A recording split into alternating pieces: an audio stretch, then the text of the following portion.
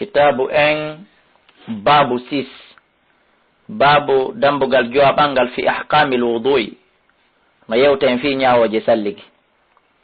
yaqulu llahu taala allah tedduɗo towɗon hino dalaka qur'an makko ya ayuha alladina amanu ida qumtum ila lsolati faghsilu wujuhakum wa aydiyakum ila almarafiqi wamsahu bi ru'usikum wa arjulakum ila alka'bayn. fa hadhihi al-ayatu al-karima oɗo aya tedduɗo awjabat o waɗɗini alwudu'a salliganagol li solati wonande julde nden.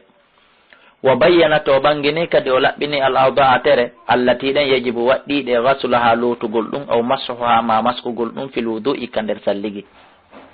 wa haddadat kanko aya on o eɓɓi kadi mawaqi al-wudu'i nokkeli salligeteɗi ɗin min ha immorde e muɗum. summa bayyana an-nabiy sallallahu alayhi wa sallam refti annabajo Allah on kadi ɓangini laɓɓini sifatal wudu'i sifa salligi on bi qawlihi sabu maako maɓɓe ko ɓe makani en hadiseje selluɗe wa bi fi'lihi e sabu golleli maɓɓe ɗi ɓe waɗi bayanan ɓanganduye kafiyan yonowo. ilam andu ayyuhal muslim ka yo julɗo anna lil wudu'i wonde ino waɗani salligi on shurutan sartiji wa furudan e farillaji wa sunanan e sunnaji.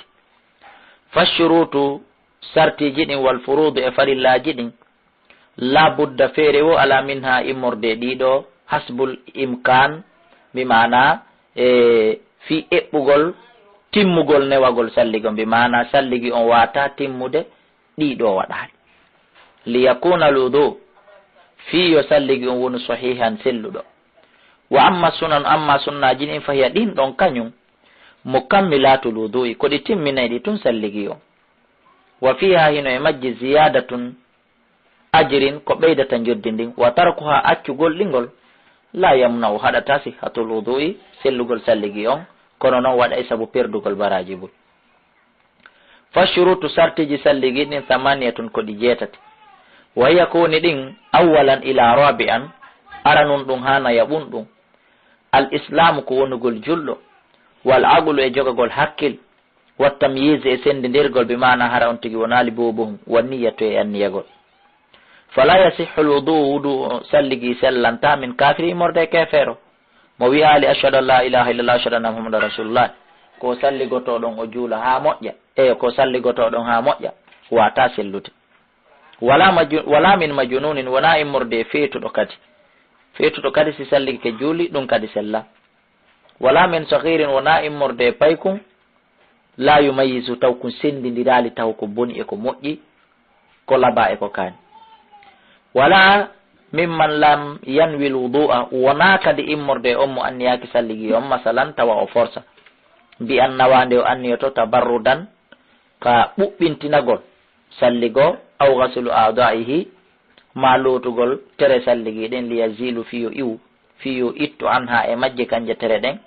najasatan soɓen aw waskan ma ɗum tundili ɗin. khamisan jawabun ɗum e sartiji ɗin wa yustaratu hino sartinana lil wudu'i wonande salligi on aidan kadi an yakuna alma'a nde ndiyan ɗan wonata tahuran laaɓuɗan kama sabaga wano feƴƴiri no. fa in kana siɗan laati ke najisan ko soɓɗan lam yujzi'uhu haray ɗan wawatamo yonande kanko salligotoɗo on. sadisan wa yustaratu hino sar'inana lil wudu'i wonande salligi on aidan kadi an yakuna alma'a nde ndiyan ɗan wonata mubahan dagiɗan ma wujjaɗan wona jattaɗan wona kansaɗan. fa in kana siɗan laatike maghsuban ko ɗan jattaɗan aw tahsulu alayhi ma ɗan heɓuri bi gayri tariqin shar'iyyin tawata wona lawol shar'inagol masalan wano waɗoɓe affaire nada ndiyam pompi ka galle mum ma waɗoɓe affaire asane forage on wona kamɓe okka kono ɓay hiɓe satti hunduko ɓe forsa ha forage o ronke waɗanede okkaɓe ɓen o waɗe ka galle maɓɓe masalan haray ɗum ɗo fof lam yusihhu lwudu'a sellata salligorgol be hiɗan ɗon ndiyam. sabi'an jeɗɗa ɓunɗum wa kadhalika ko wononi kadi yustaratu hino sar'inana lil wudu'i wonande salligi on an yasbaqahu nde aditoto salligi on nde waɗeta awalegoy adi salligi on istinja'un laɓɓinorgol ndiyam aw istijmarun ma ɗum laɓɓinorgol kaaƴe alama sabaqa e dow wono feƴƴiri noon tafsiluhu fensutugol fi muɗum. saminan jeetata ɓunɗo o yustaratu hino sar'inana lil wudu'i aidan kadi izalatu ittugol ma yamna o kala ko haɗata wusulal ma'i hewtugol ndiyan ɗan ilal jildi faade guringel. fala budda feere ala lil mutawaddi wonande salligotoɗon an yazila nde o ittata ma ala a'da'i alwudu'i kala ko woni e hoore tere salligiɗen min toynani morde loope aw ajinin ma cundi aw sham'in ma ɗum fayfayru aw wasakin ma tundeli mutarakimin waɗɗodirɗum aw asbahi samikatin ma ɗum wano pentirji e ngaraji e ko nanditatay ɗum ma ɗum wano wujiɓe nebban ma wujiɓe masasa ma wujiɓe mantilato labudda ɗum ɗon fo muɗum itte ko wano noon kadi sellata waɗgol ariya ka peɗali muɗum ɓay ɗum ɗon kadi ɗe ndere salligon memata guringel ariya on hino harmi ko watte kon ka peɗali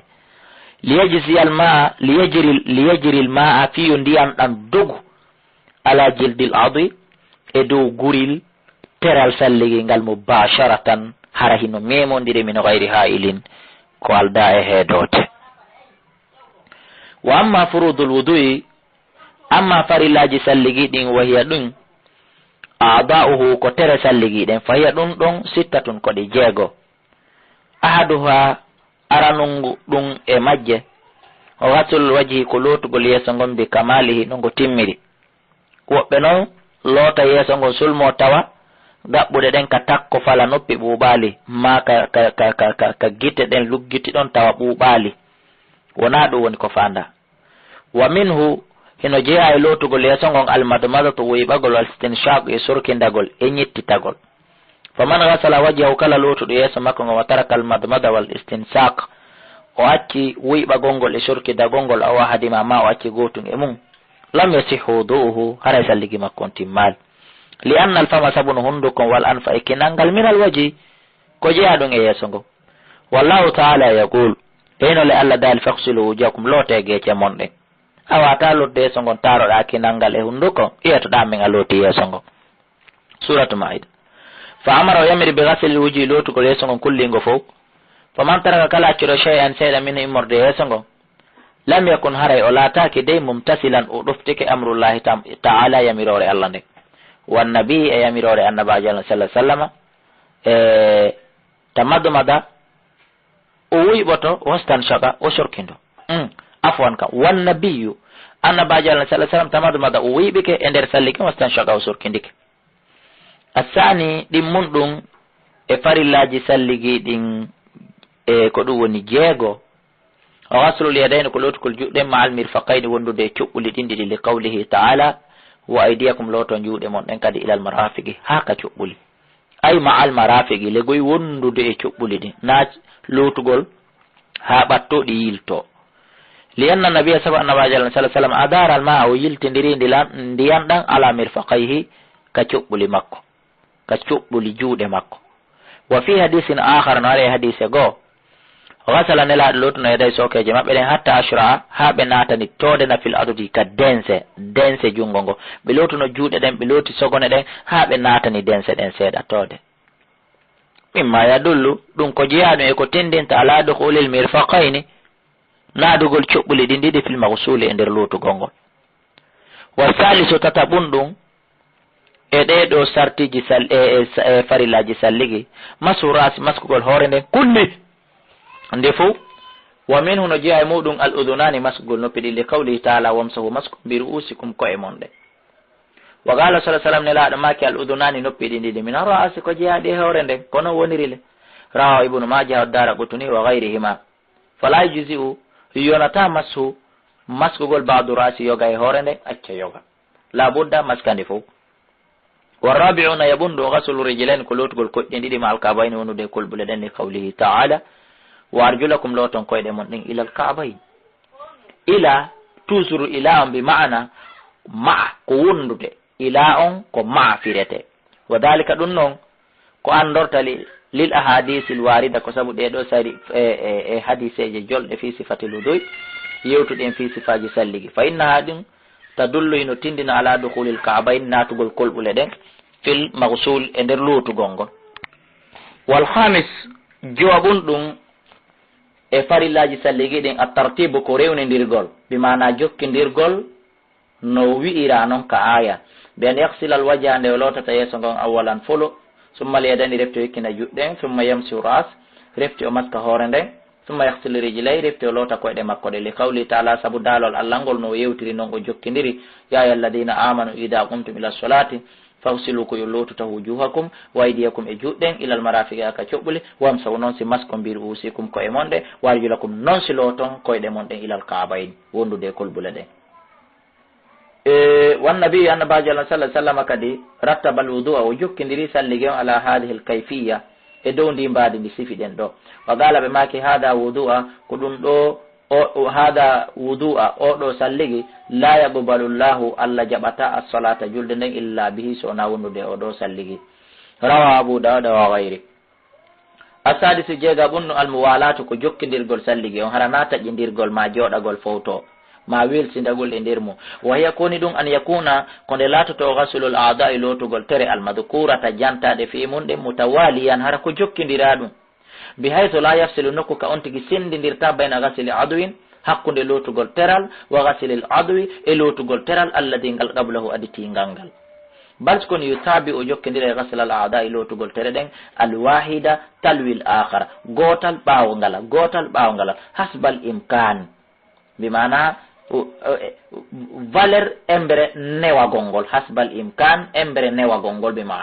mana no on tigi wawiri jokkidirde o jokkidiri non amma ko taƴodirta hara wona e tewunde makko haray ɗum ɗon en laala e mum nam hadihi furudul wudu'i ko ɗum ɗoni sifarillaji salligeɗi musidɓe julɓe allati la budda min haɗi tawta feere o ala fihi e muɗum ala wafkin e dow hawrondinal ma dakarahu llahu taala konko allah teɗirto ɗon janti fi kitabi ka deftere makko wa gadi ikhtalafa al ulama u gomɗi jomiraɓe gande ɓen non lutodiri fi hukumi tasmiya fi ñawore wi'gol ngol bisimillah fi ibtida'il wudu'i e nder fuɗɗagol ngol salligi o hal hiya wajibatun aw sunnatu tawsi wi'gol bisimillah on ko waɗɗiɗo ka ko sunna fa hiya kono oɗo bisimillah indal jami'i denda e nokku e jungo dendanangal maɓɓe mashru'atun ko shar'inaɗo ɓe fopp hiɓe jaaɓi ko shar'inaɗo ko ɓe inni no shar'ina kono ko sunna woɓɓe no shar'ina kono ko wajibi wala yanbaghi hana tarkuha accugol mo e jungo maɓɓe ɓe fof wa sifata sifa makkon an yaqula ko nde on tigi wiyata bisimillahi nawa saray ko wigol bisimillahi rahmani rahim wa in zada so ɓeydi kadi arrahmani rahimi o haray ɗon kadi fala basa illa ala aray bonali bi mana kono ka bisimillahi o hatti ɗon no ɓuuri laɓeɗo wal hukmatu e ñawore nden wallahu alam ko allah subahana wa taala woni ko ɓuuri andude fi ikhtisasi fi hirtinegol hadihi l a'da'i l arba'a ɗeɗo tere nayyi bil wudu'i wondude salligon li annaha sabu no ɗeɗo tere asra'a hino yaawi ma yataharrak e koɗe waylitete minal badani immorde e ɓanndu num koɗe memminoto ma yataharrak koɗe memminoto minal badani immorde e ɓanndu num la liktisabi dhunubi wonande faggitagol bakkatu hino yaawi koɗe memminoto e nder ɓanndu ɗum fi faggitagol bakkatu fa kana laati fi tatahiri e nder laɓɓingol zahira ha ko feeñi kon e majje tanbihum ɗum ko findinayi ɗum ala tatahiri e dow laɓɓingol batina ha ko suuɗi kon kadi e majje wa gad akhbara annabiyi gomɗi annabaji allah sallah sallam humpiti anna almuslima no julɗo kullama gasala tuma kala o looti aduwan teral min ha immorde e majje kanje tere ɗen nayyi hatta yanayi fukkoto anhu iwa e majje kulla khati'atin kala bakkato asabaha ko on tigi heɓiri ɗum bi dalika al adu ngal ɗon teral ngal o looti wa annaha e wonde no bakkato on wa annaha e ko woni takhruju yalta e khatayahu bakkato makko on ma almayi wondude e ndiyan ɗan aw ma akhara qitril mayi ma wondude e sintere sakkitorde ndiyan e nder ko salligori ko thumma arshada sallallahu alayhi wa sallam riftene laaɗo allah on tindini moƴƴa ba'da gasili hadihi l a'da'i ɓaaw lotugol ɗeɗo tere ila tajdidi l iman faade heyɗintingol iman on bishahadatain sabu waɗugol seedeji ɗin ɗiɗi isharatun ko sappagol ila jam'i faade hawtodirgol bayna taharataini hakkude laaɓe ɗen ɗiɗi alhasiyata so'eteɗe ɗen wal ma'anawiya e ma'anawiyankoje ɗen koni so'eteɗe ɗen ko laaɓal ɓanndu ndun ɗon o salliki ke laaɓi en yii ma'anawiyankoje ɗen ko laɓɓingol bimana iman makko mo tawata sutaka on fal hasiya so'ete ɗum ɗum takunu hino laato bil ma'i sabu lotirgol ɗan ɗo ndiyan ala sifati e dow sifa allati o bayyanaha allahu mo allah ɓangini fi kitabihi ka deftere makko min gasili hadihi l a'da'i sabu lotugol ɗe ɗo tere jantaɗe wal ma'anawiya laaɓal ma'anawiyankowal ngal takunu hino laato bishahadatain sabu ɗiɗo seedeji ɗiɗi allahtaini ɗin tatahharani tawɗi laɓɓinayi neɗɗo mina shirki ittamo shirku o. waqad qala Allahu taala gomɗi Allah teɗoto ɗum daali fi akhiri ayati lwudu'i ka sakkitorde aya yewtuɗo fi salligi on he so yi Allah farle salligi e mom ma yuridullah Allah falaka li yajala alaykum nde o waɗata woni e dow moɗon do min harajin immorde ɓittendi bi mana nafi on ɓitto imminiri walakin skoni yuridu o faala ay li yutahhirakum nde o laɓɓintan salligi on ko laaɓal wala yutimma fi yutimmin ni'mata o nema makko kan alaykum e dow mo la'allakum no gasano tashkuruna o yetta e nemaji makko ɗi wa hakada ko wononi ayyuha almuslimu kayo julɗo shara allahu laka Allah teɗoto ɗon shar'inamma alwudu a salligi on liyutahhiraka be fiyo laɓɓinire sabu oɗo salligi min khatayaka immorde bakkatuji maɗi wala yutimma fiyo timminir bihi sabu salligi on ni'matahu nema makko on alayka e dow ma wa ta'ammal tasko e iftitahu ayatil wudu'i udditorde aya salligi on moƴƴa bi hadihi nida sabu nduɗo noddandu alkarimi teddudu ndaaru udditorgol fuɗɗorgol aya salligi on ko Allah noddiri ko ya ayyuhalladina amanu kono e gomɗi ɓe ɗum no firi kala duumiɗo e salligi kala salligiɗo kala salligotoɗo no holli ko gomɗinɗo kala timminɗo salligi no holli ko gomɗinɗo duumotako e salligi jaɓata salligade si wona gomɗinɗo faqad wajjaha gomɗi fewtini subhanahu Allah teɗoto ɗon alkhitaba yewtere nden ila man yattasifu bil iman faade on sifitorɗo iman liannahu sabu iman o huwa alladi liannahu sabu no gomɗinɗo huwa alladi ko woni on yaskha jentotoɗo heɗitotoɗo li awamirillah yamirore Allah nde wa yantafa biha o nattorande walihada ko sabu ɗum qala annabi waɗi hane laaɗo sala sallam make wala yuhafizu renotako alal wudu'i e salligi o illa mu'minun sona gomɗinɗo kala mo yiɗano ayniti e salligi si salligi makko boni o yahay o heydintina ɗum ko mande wonde ko gomɗinɗo wa ma zada ɓeydali amma dakara e gay ko janti kon fi sifatil wudu'i wa ma zada kan afwan wa ma zada e konko ɓeydi amma dakara gay ko janti kon fi sifatil wudu'i e nder sifaji salligi ɗi fawa ɗum mustahabbun ko yiɗaɗo man fa'alahu kala huuɗo ɗum falahu noden mo ziyadatu ajirin juddi ɓeydidi wa man tarakahu kala accuɗo ɗum fala haraja alay ara e ɓittendi ala fawake mo imana bakkat faake mo wa min samma ko ila ɗon noon samma alfuqaha'u faamuɓe ɓe noddiri tilkal af'al ɗiɗo golleli sunanul wudu'i sunnaji salligi ɗin ay mustahabbatuhu yiɗaɗi mum fa sunanul wudu' sunnaji salligi ɗin hiya ko woni ɗin awalan ara nun astiwaku ko gosagol ɗum ko jeeya ɗum e sunnaji salligi ɗin wa taqaddama feƴƴino bayanu fadliyatu ɓural ɓangilngol fi ɓural salligi moƴƴa wa kayfiyati e mbadu e ɓural fi e mbadi fi gosagol ngol honno gosorte ɗum feƴƴino ka babu 5 o mahilluhu nokku mum o indal matmataka ka sanga wiɓagol li yahsula bihi fi yo heɓo sabu kosagol ngol wa bil madmadata e sabu wiɓagol ngol tanzifal fami laɓɓingol hunduko kon listiqbalil ibada fi fewtitangol ngal ɗo dewal watta hayyu e heɓilanagol li tilawatil qur'ani jangol qur'an wa munajatillahi azza wa jalla e sondodirgol e gundodirgol Allah tedduɗo tuuɗon saniyan ɗin munɗum e sunnaji salligi ɗin o wasoro kaffayni lotugol nawe ɗen taw salasallabi tati bi ma'ana soɗagol fi awwalil wudu'i karande salligi qabla ghaslil waji ko adi lotugol yesogol liwrudil ahadis sabu jolgol ɗiɗo hadiseje bihi e muɗum wala yannal yadayne e wonde no juuɗe ɗen ɗiɗi ala tan ɗin ko ala naqlal ma eggingol ndiyan ɗan ñeɗugol ɗan ilal aadayi naɓaɗan faade ka tere fahiya fa fi ghaslihima e nder lotugol majje kanje ɗiɗi on ihtiyatan ka rentagol ka renagol li jamil wudu yonande dendanangal salligi o salisan tataɓum ɗum albida'atu fuɗɗorgol bil madmadati wiɓagol ngol taw wal istinshaq e sorkidagol ngol qabla ghaslil wajhi ko adi lotugol yeeso ngo li wurudi sabu jolugol albida'atu fuɗɗorgol bihima ɗiɗo ɗiɗi fil ahadis e nder hadiseje yewtuɗe ɗen fi salligi o o yubalighu timmina moƴƴa fiha e nder salli e wiɓagol ngol e sorkidagol ngol in kana so laati ghayra sa'imin wona o horuɗo wa ma'ana al mubalagha ma'ana timmingol ngol fil madmadati ka wiɓagol idaratul ma ay ko yiltidirgol ndiyan ɗan kusukusunnoɗan fi jami'i famihi e nder dendanangal hunduko makko kon ɗan mema côté a côté bi ma'ana sera e sera wa fil istinshaqi ma'ana timmingol ngol ka sorkidagol jadbil ma'i ko poɗirgol ndiyan ɗan poɗa ɗan ila aqsa an fi naɓa ɗan ha ka ɓuri woɗɗude ɗen e kinal makko ngal fifitoɗan noon yaltina rabi anna yaɓun ɗum wa min sunanil wudu'i hino jeeya sunnaji salligi ɗin taklilu lihya jagagol waare alkatifati sukkunde amma sifa waare abdoullahi kala nden ɗo son tigi salligi ke hoore ɗon tun ara ella ala par ce que memay amma noon siko waare sukkunde nden ɗon ko be jage bi mana ko wiyete jagagol ko ɓisugol kolli ɗin e muɗum kusukusunno yirga ŋaaña ko ɗum wiyete jagagol alkatifati siko sukkunde jagora nde bilma e ndiyan ɗan hatta yabiloga dakhila ha ndiyan ɗan naata e nder waare nden wa tahlili e jagagol koni asabi el yadayni kolli juuɗe ɗin warjilayni e kolli koyɗe ɗin bimana feccugol ɗi ɓisindira ɗi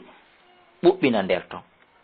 surtout ɓe kolli koyɗe muɗum hiɓɓodiri kip ɓen ɗon si feccali hakkude kolli ɗin jagi haray hakkude kolli ɗin ɓuuɓata si hakkude kolli ɗin ɓuuɓali haray salligi on sella khamisan jawaɓum ɗum attayamunu ñamɗinagol wowa ko woni ɗum albudia albadu ko fuɗɗorgol bel yumna jungo ñamango koyngal ñamal ngal minal yadayni immorde ka juuɗe warjilayni ka koyɗe qablal yusra ko adi on tigi yahande nanal ngal sadisan jeegaɓum ɗe sunnaji salligi ɗin a ziyata ko ɓeydugol alal ghaslatil wahidati e dow lotande wotere nde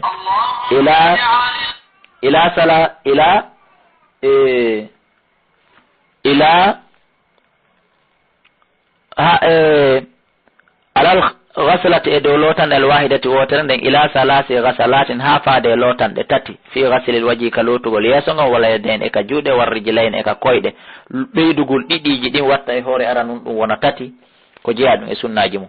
hadihi shurutul wudu ko ɗum ɗo woni sartiji salligi ɗi musidɓe julɓe wa furuduhu e farillaji mum ɗi wa sunanuhu e sunnaji mum ɗi yajidiru hino tiiɗi hino handi yajidiru bika hino handamma an julɗo o an tataallamaha nde andata ɗeɗo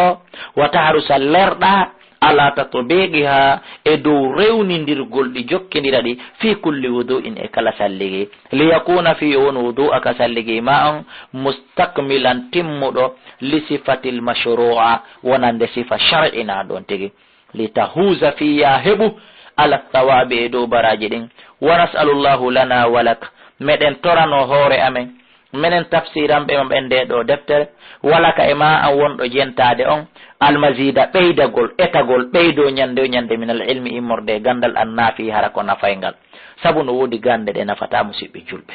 meɗen torano hoore amen Allah toranoma wondude e durriya men o e dendanangal julɓe ɓen etagol ɓeydo ñande gandal saabu mo jangi ha urunki yo yilto kadi o janga o ɓeyda